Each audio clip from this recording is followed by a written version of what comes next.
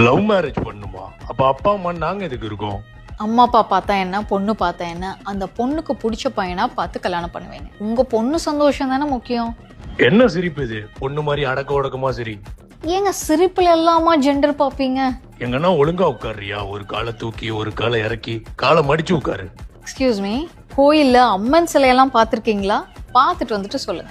உன்னை எல்லாம் காலேஜ்லயே சேர்த்திருக்க கூடாது. அப்போ இந்த லவ் கருமாந்திரம் எல்லாம் வந்திருக்காதுல்ல. காலேஜோ ஸ்கூலோ எங்க இருந்தாலும் லவ் பண்றவங்க பண்ணி தான் ஆவாங்க. அப்ப காலேஜ் முடிச்சுட்டு லவ் பண்ண ஓகேவா? வெளியில எல்லாம் போய் வேலை பாக்குற பொண்ணெல்லாம் நம்ம குடும்பத்துக்கு செட் ஆகாதுப்பா. இன்னைக்கு இருக்கிற சூழ்நிலையில சம்பாதிக்கிற எல்லா பொண்ணுமே தனலட்சுமி தான்.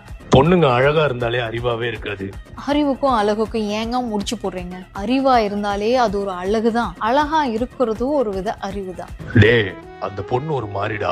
காலேஜ்ல எல்லாருக்கிட்டையும் சிரிச்சு சிரிச்சு பேசும். சிரிச்சு சிரிச்சு பேசுறது ஒரு கலைங்க. அது ஏங்க ஒரு மாதிரியாவே நினைக்கிறீங்க? இப்போல்லாம் பொண்ணுங்களுக்கு கண்டவன் கூட சுத்திட்டு அபோர்ஷன் பண்றது ஈஸியா போச்சு.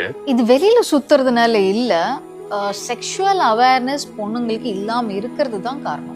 பசங்க தப்பு பண்ணா வெறும் தப்பு தான். ஆனா பொண்ணுங்க தப்பு பண்ணா குடும்ப மானமே போச்சு. பொண்ணு தப்பு பண்ண என்ன, பையன் தப்பு பண்ண என்ன, யார் தப்பு செஞ்சாலும் குடும்பமானம் போகும்.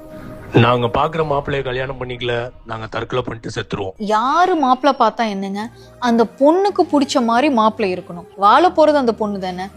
நாளைக்கு உங்களுக்கு பிடிச்ச பையன் சொல்லி அந்த பொண்ணுக்கு பிடிக்காம போச்சுன்னா அந்த பொண்ணு தற்கொலை பண்ணா ஓகேவா?